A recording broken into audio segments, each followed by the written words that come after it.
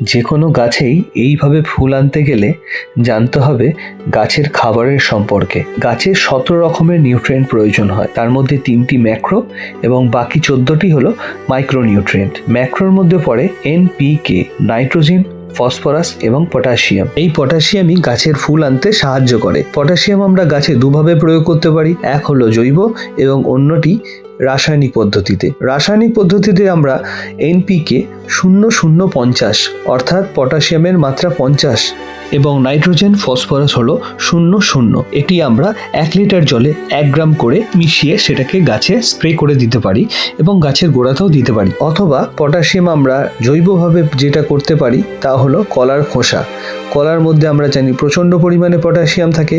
কলার খোসা যদি শুকিয়ে গুঁড়ো করে অথবা শুকনো খোলা যদি গাছের গোড়ায় ছড়িয়ে দিতে পারি, তার থেকে কিন্তু ধীরে ধীরে গাছ নিজের প্রয়োজনীয় পটাশ নিতে থাকে এবং গাছে আসতে পারে এরকম সুন্দর ফুল। সঙ্গে থাকবেন, ভালো থাকবেন, ধন্যবাদ।